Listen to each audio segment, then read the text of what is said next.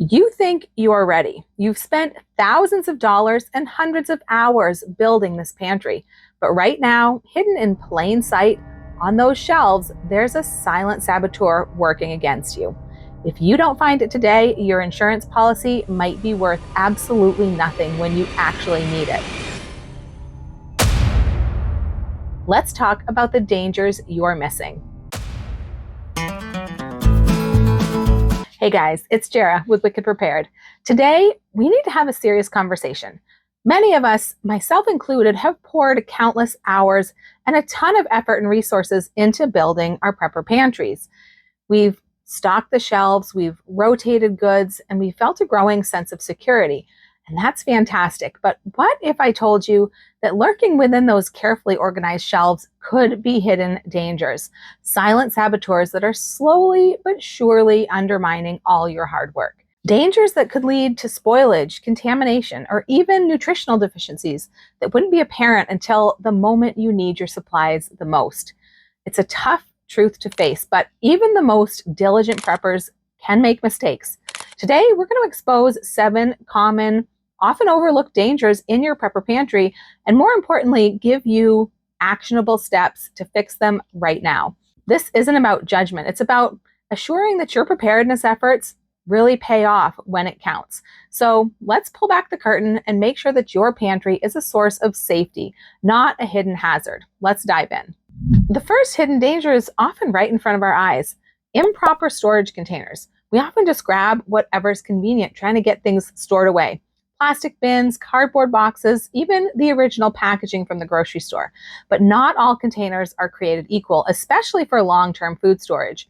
Standard plastic containers, especially thin ones, are often permeable to oxygen and moisture. Many seals that claim to be air and watertight aren't really going to hold up to long-term storage. This means your grains, pasta, dehydrated foods, and other dry goods can slowly degrade, lose nutritional value, and become susceptible to pests. Food saver bags is a big culprit here. People love their food savers, but those food saver bags, they are permeable to air over time. They're great for extending the storage time for your shorter term food storage, but they're not meant for long-term food storage. Cardboard offers zero protection, and it's a complete invitation to pests. The solution here is to invest in food grade buckets with Gamma Seal lids for bulk dry goods, and then use a 5-gallon Mylar bag inside that bucket for extra protection. Mylar bags with oxygen absorbers can be your best friend. They create an impermeable barrier against oxygen, moisture, and light. Just be careful to make sure you're buying from a trusted source, because there's a lot of options out there like on Amazon, but you really can't be sure what you're getting when you buy from a place like that. A lot of companies that are selling on Amazon, they use deceptive descriptions to make you think that you're actually getting a thicker, higher quality bag than what you really are. I really love Wallaby for my Mylar bags. The bags they're very high quality. They're thick bags. They come with the appropriate size oxygen absorber for each bag size, which is extremely helpful. If you're in need of good Mylar bags, I'll leave a link down below for you to check them out. And I also have a coupon code for my viewers as well. Consider using clean metal trash cans that have never been used for trash to hold the Mylar packages for really true rodent proofing. Another good choice for smaller quantities of foods can be glass mason jars. They're not just for canning. They're also great for dry goods storage as well. They can be 100% air and moisture proof, or air and moisture tight when they're used with the proper lids, and you can also use oxygen absorbers inside the jars as well. In addition, they're pretty much rodent and insect proof. You do have to be aware of light when you use mason jars, because that's another big enemy of your food storage. So store those clear jars in a dark place like a cupboard or a closet, behind a curtain whenever possible, or at least cover the jars with something, whether it's old tube socks or tin foil, aluminum foil, or things that are specifically meant for those jars. Somehow keep the light off of them. Whatever containers you use, just always ensure that your containers are truly airtight and food safe. Don't let your hard-earned food become stale or infested before it's time. Danger number 2 is overlooked expiration dates and a lack of proper rotation. I know it sounds basic, but it's a trap that a lot of people fall into. We buy in bulk, we stack it up, and we just forget about it.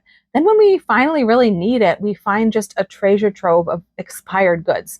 And keep in mind that those dates that are commonly referred to as expiration dates, they really just are best by dates. They're not like a hard cutoff for safety, definitely, especially for things like canned items. But it is a strong indicator of quality and nutritional value. And it's a helpful tool to just help you keep things in the proper order. The real danger here is just not knowing what you have and when it needs to be used up, or not using your oldest items first.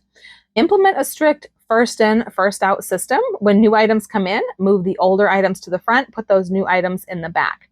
Use a permanent marker to write the purchase date and the expiration date clearly on every single item in an easy to spot area. And this just makes it a lot easier to kind of see and keep track. Even better, keep a digital or a physical inventory and make it a habit to regularly kind of go through your stash, check the dates, take out the oldest things and move them into your daily meals.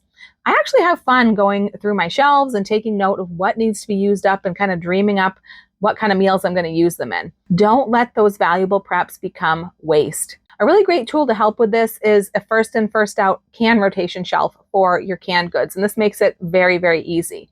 For other types of goods, I like to keep a folding tray table handy in my food storage areas in case I need to take a few items off the shelf in order to access the back of the row for my new items. Another thing we do when we can is place our shelving perpendicular to the walls, which kind of creates little aisles, almost like a grocery store. And this way we can access both the back and the front side of the shelves.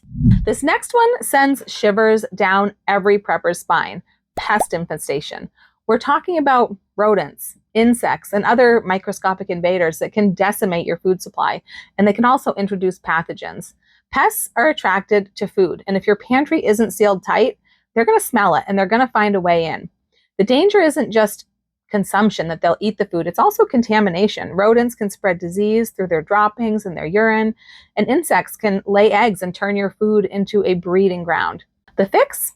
Beyond airtight containers, because if they can't smell it, they're less likely to come in. Consider physical barriers. Store your food up off the floor, away from the walls if possible.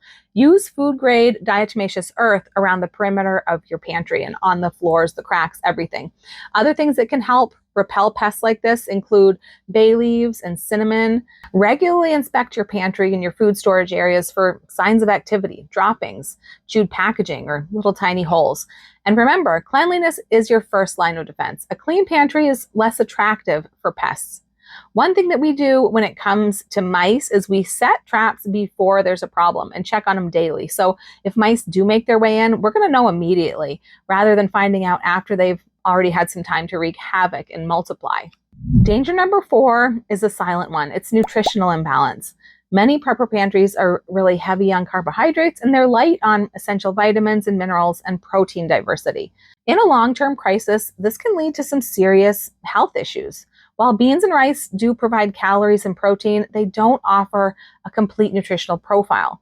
The danger is developing deficiencies that are going to weaken your immune system, reduce your energy, impair your organ and your cognitive function at a time that you really need to be at your best. To fix this, consciously diversify. Include plenty of complete protein sources, animal protein sources, including canned and freeze-dried meats, fish, poultry, and eggs. Stock up on fruits and vegetables for vitamins and fiber. And remember that variety is key. So try to include a wide variety of colors and also do some digging and choose some options that are higher in nutrients than your typical corn, peas, and green beans that everybody seems to store. Look for things like spinach, carrots, yams, pumpkin, asparagus. Include freeze-dried options if you don't already. Freeze-dried produce keeps a lot more of the nutrition to begin with that is naturally in the food, and you can find a much wider variety of items, and therefore you can have a wider variety of nutrition. Also consider adding fruit and vegetable powders to your pantry. Powders condense a lot of nutrition into a very small space, and they can easily be stirred into or mixed with many other foods. Consider storing extra multivitamins as a supplement to fill those nutritional gaps. And don't forget healthy fats like coconut oil and olive oil. These provide concentrated energy, they provide fuel for your brain, and they're also necessary to help your body absorb a lot of other important nutrients. Think about what your body truly needs to function optimally, not just to survive on calories alone. Danger number 5 is improper temperature and humidity control. Your food storage environment is just as important as the food itself. Extreme temperatures and a lot of fluctuating humidity levels can drastically shorten the shelf life that you think you have on your food storage. Heat accelerates spoilage and nutrient loss, and moisture can lead to mold and bacterial growth, and it can also lead to rust for metal cans and for canning jar lids and things like that can eventually just eat right through those cans. The danger is losing entire batches of food due to environmental factors that you could have controlled. The ideal storage environment is cool, dark, and dry. Aim for temperatures between 50 to 70 degrees, no more than 70 if you can. That's degrees in Fahrenheit. And then humidity below 60% at the highest. Avoid storing food in places like attics, garages, and basements that are damp and prone to flooding or to extreme temperature swings. If you can't control the ambient temperature and things like that, focus even more on airtight, sealed containers. And consider using desiccants like silica gel packets in smaller containers to absorb excess moisture. Use a dehumidifier or those larger moisture absorbers in damp areas that you have to store things. Never store anything directly on a concrete floor. Put some kind of barrier between your items and that concrete, even if it's just pallets or something like that. A stable environment is key to preserving your investment in food. Danger number 6 is over-reliance on a single food type or brand. And this is a subtle but significant vulnerability. What if your favorite brand just goes out of business, or a specific crop fails, or there's a recall on the brand that you stocked your entire pantry with? Putting all your eggs in one basket, so to speak, leaves you exposed.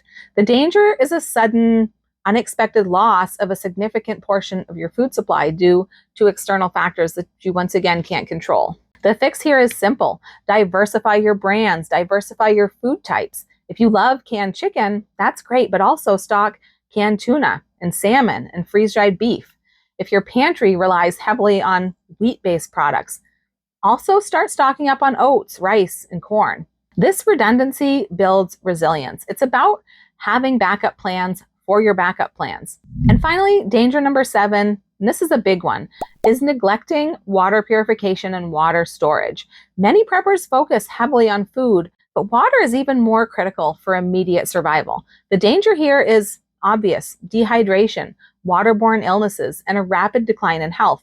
You can survive weeks without food, but only days without water. And not to mention, there's a good chance that a lot of that food in your prepper pantry probably requires water to become edible. The fix is a multi-layered approach.